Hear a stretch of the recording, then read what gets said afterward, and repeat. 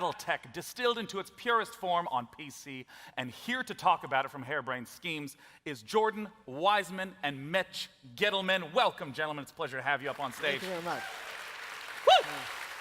Yes, that's the spirit. Oh, hell yeah. Now, there's been a lot of games based on Battletech. Tell us about this incarnation. By all means, Battletech is a modern, turn-based tactical game set within the MechWarrior universe. There's going to be 3 modes of play: a single-player skirmish, a multiplayer skirmish, and then our open-ended mercenary campaign. Well, I want to hop straight into some of that single-player content by taking a journey to the Argo. I understand that, there's all sorts of combat goodies that we're going to see in a moment, but the Argo is in between missions. Walk us through what we're seeing Right, so here. the Argo is a broken down hulk of a spaceship from a bygone era, and it is your mercenary command center. You could take it all over space, going from star system to star system, and taking mercenary jobs from all sorts of different people, from petty dictators all the way up to the great lords and ladies of the noble houses. And from there, you can also command your entire mercenary crew. There's Samiri, she's your navigator, and you command her and all of your mech warriors as you take your jobs and upgrade your ship. I'm curious a little bit about the storyline in the single player. Sure. So you're going to see in a few moments Lady Kamea Arano. She's a deposed ruler. Her throne was taken by her uncle, and you are going to jump in and help her regain her throne. Of course. It's been plunged, the whole space has been plunged into a bloody civil war.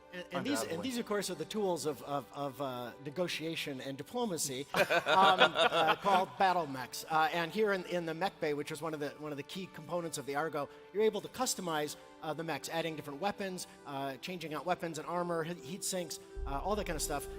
Yang here is your master of ceremonies. He's one of the key crew members, because fixing these mechs after you come back from combat, you're a merc. You're supposed to make money. Taking damage, sets you behind, and so that's a really delicate balancing act. I can imagine that trying to get all the parts that you need for your ship can be a little difficult. Absolutely. That's why things like, especially in this time in era where parts are scarce, battlefield salvage is an important part of the game, and that also gets into like when you take out an enemy, try to leave the parts you want.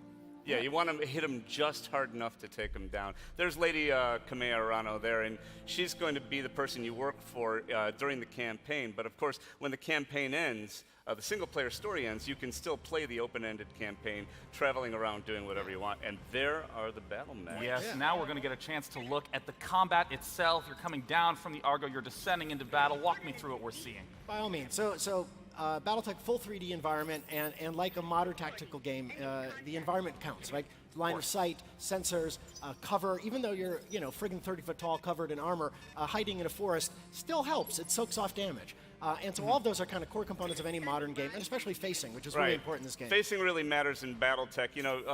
Battle mechs aren't giant bags of hit points. Instead, they have 11 different armor locations. There's internal structure.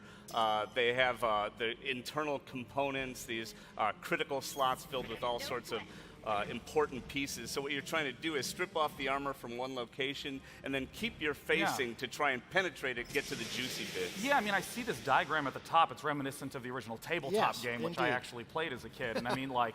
As a kid, huh? Thanks, pal.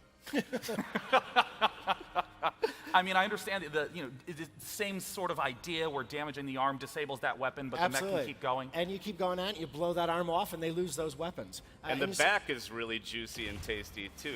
You get around the back of a battle mech and penetrate. I said that out. We're live, right?